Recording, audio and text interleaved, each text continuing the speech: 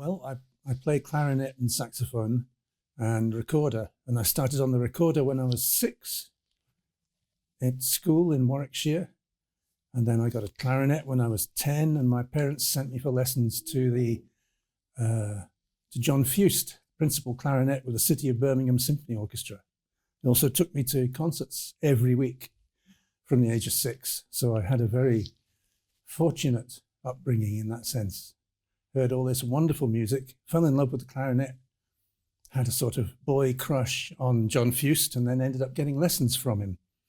So then I went to university in Glasgow. And when I was there, I got into, well, I'd already done some improvising with records and the like, and I got into various rock bands, prog rock bands, and played quite a bit there. And then, to cut a long story short, I ended up in Edinburgh in 1980, and almost immediately started playing with, well, I first started playing with the Southside Strutters, which had Bill Jones on the trombone. He's the trombonist that Bob couldn't remember in the last interview. And on rhythm guitar, we had the future leader of the Green Party, Robin Harper, and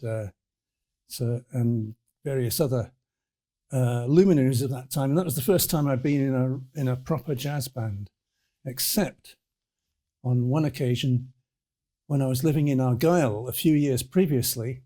The Mike Hart Scottish Society Syncopators came and played a gig at Ardfern. And I went along with my clarinet, all bright-eyed and bushy-tailed, and asked if I could get up and have a jam. And they, bless them, they said yes. They didn't say, "Who's this long-haired upstart?" They said, "Yes, get up." And it was just such a great experience. I sort of filed that away for future reference. What great fun it was playing with an authentic, proper jazz band. So then, as I say, ended up with the Southside Syncopators in Edinburgh. And then shortly after that, I joined Swing 80, a band which is still going today, Swing 2019. So that's how long that's been going. And that was a Django Reinhardt influenced band with Neil Monroe on guitar, John Russell on guitar, and I'm having the same trouble as Bob. I can't remember people's names. Well, explain a little bit more about how. I'm guessing that it was a bit of a classical educational journey that you had initially. Yeah. And it's where you then started hearing, accessing, or thinking, hearing jazz and thinking, right, I'd quite like to do that, or whether you could just basically turn your hand to anything and you just loved playing. So a little bit more about that, if you could. Yes, well, I had a very good classical training on clarinet, but at the same time, I was listening to such jazz hits as there were in the mainstream at the time, things like Kenny Bull, Midnight in Moscow, and Acker-Bilk, Stranger on the Shore, all that kind of stuff. And a friend of mine from school, this was this must have been when I was about 14 or 15, he had 2 LPs. One of them happened to be of Joe Venuti and Eddie Lang, and the Blue 4 and the Blue 5 playing, and I just loved that music. We both loved it and fell in love with it. So I was very much alive to jazz playing, and I used to play along with the records at home and taught. Well, I've never had any jazz lessons, so that's a process that's been going on by learning from records originally, and then, as I say, playing. Well, when I was in Argyll during the 70s, I was playing a lot of jazz-influenced music with various groups around Argyll. Not many gigs to be had in Argyll, but there we are. So that's how it started, really. And when I got to Edinburgh in 1980, it was a new chapter, really. There was a lot of jazz going on. And I was like a duck to water. Think of me as a duck. And how did you get gigs? Was it just that the scene was so integrated that it just sort of all happened seamlessly, or did you have to? How did you build your career, as it were? Through a succession of happy accidents, really.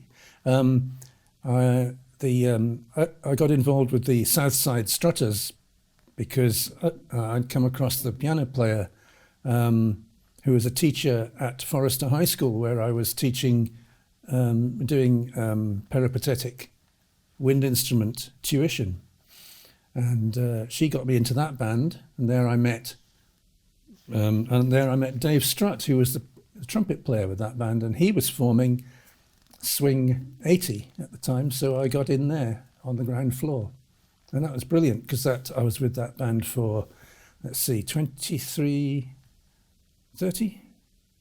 years, must be, yes. So a lot of Django Reinhardt has been going in here and coming out here occasionally as well.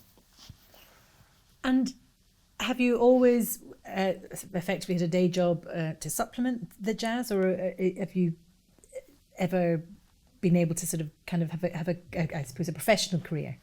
Yes, I was delighted to give up teaching in schools, peripatetic music teaching. I gave that up in 1997, thanks to my lady wife, who said, you're kind of wasting your time. Let's try and get by with a little less money and see if you can make it, make a living.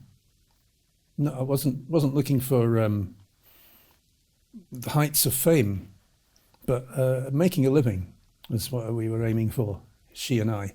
And that's worked very well since then. I haven't done a hand's turn since 1997. Full-time layabout. From 97, did Yes. you then just work full-time as a jazz musician? Yes. So how did you, was that then because you started touring, you started doing how did you how did you manage that, I as see. it were? Yeah, well, I've never really done much touring. It just hasn't worked out that way. But there has been, in fact, a thriving jazz scene in Edinburgh since that time. In fact, since the early 80s, when I happened to arrive in Edinburgh, Mike Hart, I and many other people owe him a great debt of thanks for starting the Edinburgh Jazz Festival, and then that became a kind of an impetus for jazz, and it built, as you know, it's built up to the present day, where it's an enormous affair. When it started, it was just, it was local bands with one foreign band coming in. So I would like to acknowledge that was, I think that did a great amount for many people's careers, and including mine. When I left teaching in 97, I discovered that I could actually, had just about enough gigs, had a weekly residency with Swing 97, and various other gigs with other people. At the same time, I was arranging work for various bands, and also I managed to get the occasional composition commission, which was very good. Back in 2002, I got a Creative Scotland Award, and that was effectively, it was a commission to write a piece for a 5-movement piece for full orchestra and 4 bagpipes.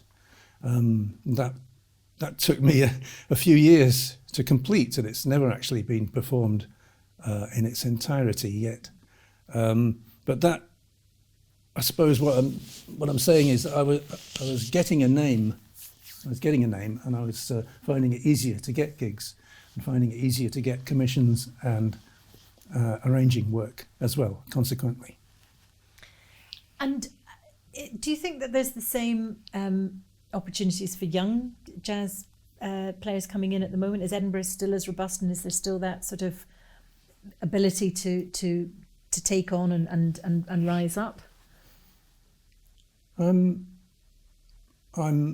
not sure. I'm not that much in touch with the scene. You've heard of the song "Don't Get Around Much Anymore." That's me. But I do know that there are a lot more young people appearing at gigs where I'm playing traditional style jazz, and it seems to have a great popularity these days. Alison Affleck, amongst others, is doing a great deal to popularize this kind of music for a younger audience, and she has old folk like me in her band as well, so that helps. I think that the situation with education is very different these days. If you want to play jazz, you can go somewhere like here, and people like HAFTA can tell you how to do it and how not to do it. And that's great, because when I got to university in Glasgow, music department in 1969, you're not allowed to play any jazz. No jazz, nothing. No rock, no jazz, nothing except Palestrina and the like. So there's been a transformation in the education scene, and I think that's helping young people to come through and opening their eyes to the fact that jazz is still a music that's developing. It's developing in all directions. As Duke Ellington said, it's a big tree, and the branches go all over the place. Tell me more, if you can, about who you played with, who was maybe visiting to Edinburgh, and how that kind of helped develop or was stimulating, or which particular performances you remember for whatever reasons, so if you can. There's a wonderful Roma guitarist called Fabi Lefertin, who plays very much in the style of Django Reinhardt, and he was in 1986, Swing 86, did a few gigs with him, and that was very inspiring indeed. We also played with, well, thanks to the Edinburgh Jazz Festival, we played with Memphis Slim, Digby Fairweather, George Washing Machine, Warren Vacher, all sorts of visiting artists. It doesn't tend to happen outside, well, at least not to me, outside the Edinburgh Festival, because that is a feature of the Edinburgh Festival, people coming in and playing with local bands. So apart from that, I've collaborated with a lot of great musicians. I was on John Renbourn's, a couple of John Renbourn's albums, and I got to know him.